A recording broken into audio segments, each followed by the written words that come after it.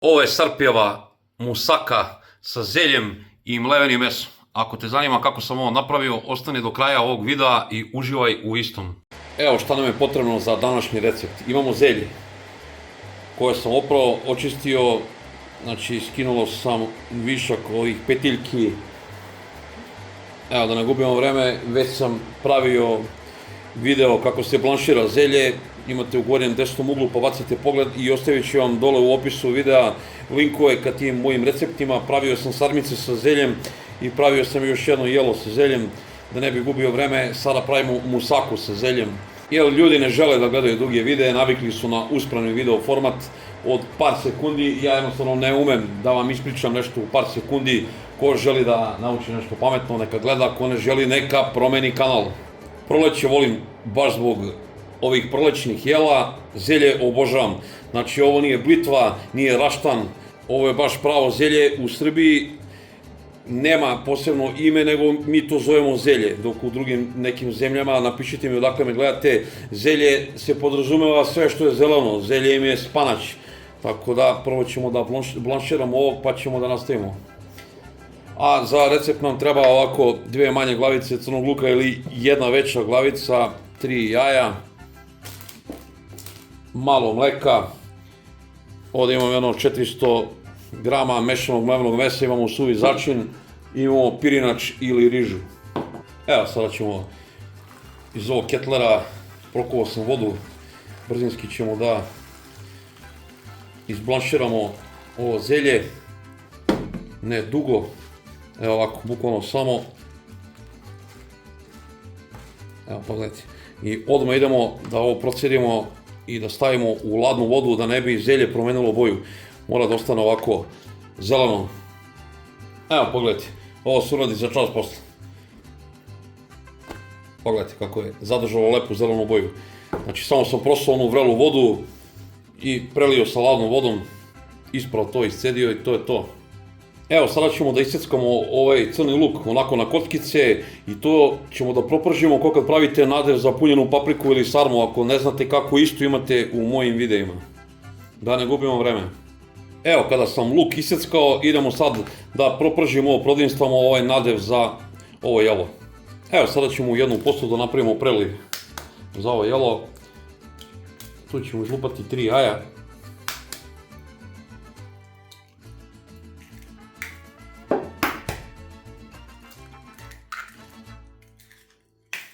Ubacit ćemo malo pavlake. Možete ubaciti onu pavlaku za kuvanje, ovo je kisela pavlaka, to mi je ostalo malo. Da vam sad ne bih pričao, imam poseban video vezano za zelje i o oksalnoj kiselini. Zašto kada se koristi zelje mora da se koristi mleko, mlečni proizvodi, baš zbog te oksalne kiseline. Pogledajte moj video o ovom divljem zelju. Sada ćemo ovo sve to da sjedinimo. Evo ovako. Ovo ćemo malo da posolimo, ja ću dodati suvog začina. Vi mjesto mleka možete staviti kefir ili jogurt. Šta god da stavite nećete pogrešiti. Bitno je da napravimo ovako jedan preliv sa jajima. Evo, ovo smo pripremili. Ovo zašto čujemo u kesi. Ovo ide sad u kompost, pošto ja kompostiram. Sav ovaj otpad ne ide u đubre, nego sve što može da se kompostira, Sarpi to kompostira. Evo ovdje dinstamo luk. Kao kad pripremamo punjenu papriku ili sarmu. Znači, nikako to nije neka nauka. Kažem vam, imate već video, ako nikad niste spremali u mojim videima, imat ćete dole u opisu ovog videa. I molim vas, ne bilo vam teško, napišite mi iz koje zemlje me gledate. Napravio sam jedan video kratak vezano za ovo zelje divlje. Tako da, bacite pogled ljudi. I koristite maksimalno, ako šetate negde po prirodi, samo pazite, nemojte da budete negde blizu nekog puta gde ima izvoni gasova i kanalizacije i gde neke životinje zapišavaju to zelje, nego ako volite prirodu, prošetajte se negde. Sad je vreme ovog zelja, znači u jesen i u proleći, rano najbolje moguće. Evo sada ćemo u ovaj luk da ubacimo i ovo mleveno meso, pa ćemo to sve lepo da sjedinimo. Mešamo dok meso ne promeni boju, dok se sve to ne sjedini. Evo dok ovo dinstamo, pogledajte, kako meso menja boju. Sada ćemo da ubacimo svog začina i drugih nekih začina koje vi volite. Evo ovako ga ubacujem suvi začin, peršun, biber. Znači vi probajte sve po vašem ukusu, kako volite. Beli luk ja stavljam u granulama, zato su me mrzelo da seckam ovaj sveži. I ovo ću sada da ubacim slatku crvenu papriku. A kad pravimo nadev, opet kažem, ovo je opuštena varijanta. Ja inače preferiram sarmice sa zeljem, ali evo, teo sam da napravim i ovu neku musaku, da ne moram da motam. I čisto da malo promenim. Evo, ja ću sad ubacim i pola šolje opranog pirinča u ovo. Pa ćemo i to malo sve da prodinstamo i da sjedinimo. Po potrebi dodajte malo vode, da se ovaj pirinač malo skuva. Ne skroz, nego eto, da bude napola malo skuvan. I ovo sad probajte, nemojte da bude preslano, po vašem ukusu. Ovo se ukupno spremamo nekih 10 minuta, nema potrebe duže, jer posle to ide u rernu da se peče. Dok ovo distrate, uključite rernu na nekih 200 stepeni. Evo ljudi, nakon nekih 10 minuta ovo je gotovo, sada ćemo da stavimo sa strane, ovo da se malo prohladi. Evo, sada sam uzeo jednu vatrostalnu posudu u kojoj ćemo to da spremamo. Malo ćemo da pouljemo, ja koristim hladno ceđeno suncokretovo ulje, proizvodnje od jednog mog prijatelja.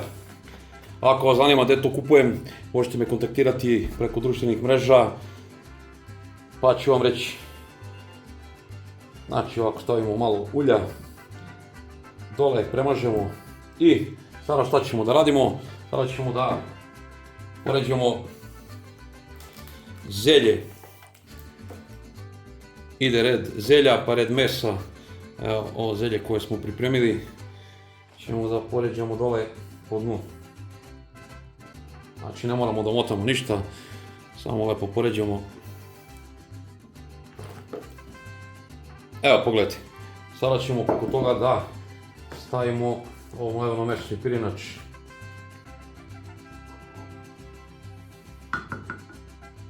Tako ćemo da rasporedimo, kao kad pravimo bilo koju musaku drugu, da li sa tikvicom ili sa krompirom, svejedno. Lepo ćemo to da rasporedimo. Sada ću da sipam malo ovog nadeva, kao kad pravite lazanje. Tamo ide bešamel sos, a ovdje ću sipam malo ovog nadeva. Pa ćemo da nastavimo da slažemo zelje. Još jedan red. Mada vi možete u dva reda samo. Zelje, meso, zelje, mada ja volim ukus ovog zelja i malo više ću da ga stavim nego što bi ga možda neko stavio. Zašto? Ne kupujem ga. Berem ga u prirodi i meni je potpuno besplatno. Tako da, široko što se tiče zelja kod mene na mom kanalu. Pa idemo još jedan red. Isto dok poređamo ovo meso. Pa dok ne utrošimo i zelje i s mesom. Evo malo ću da zasečemo zelje. Zašto ne? Da se lepo ovaj preliv rasporedi po celom ovom. Evo sada ređemo posljednji ovaj.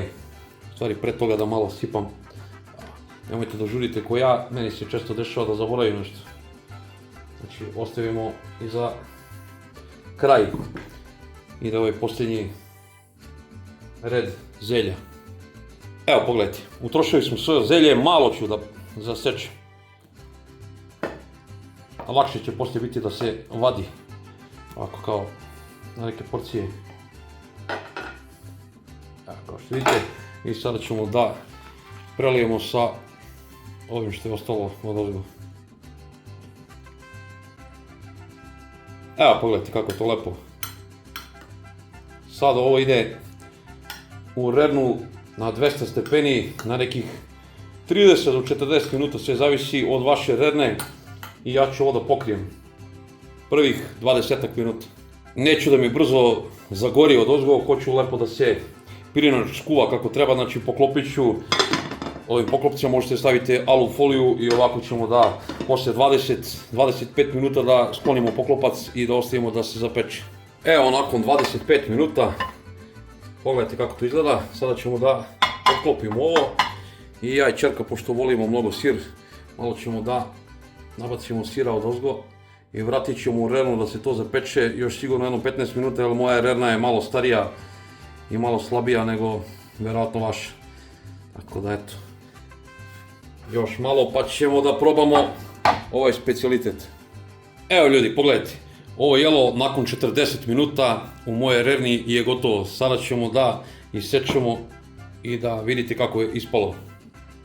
Evo, sada ćemo da ovo isečemo i da stavimo u tanjer.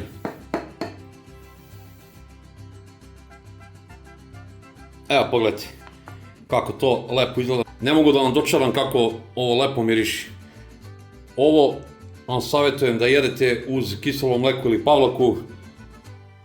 Što više mlečnih proizvoda ne možete da pogrešite i da imate problem sa oksalnom kiselinom. Inače, oksalna kiselina čini loše po vaše zdravlje ako nemate mlečne proizvode i ovo jedete često. Evo, pogledajte kako to lepo izgleda. Ako vam se svidio ovaj recept, opet kažem, napišite mi odakle me gledate, lupite like, komentarišite nešto, podelite ovaj video, tako pomožete rad moga kanala. Ja kao mali kanal ovo radim iz hobija, eto da vama predstavim šta možete da spremite lagano, da ne kupujete junk food. I jednostavno, ja nemam sponzora, nikad verovatno neću ni dobiti sponzora. Ovako mali kanali su ispod radara i samog YouTube algoritma, tako da pomožete moj kanal i jednim običnim lajkom i nekim komentarom. Puno pozdrava, vidimo se u nekom sledećem video recepata, puno pozdrava od Carpija, ljubav vas brate.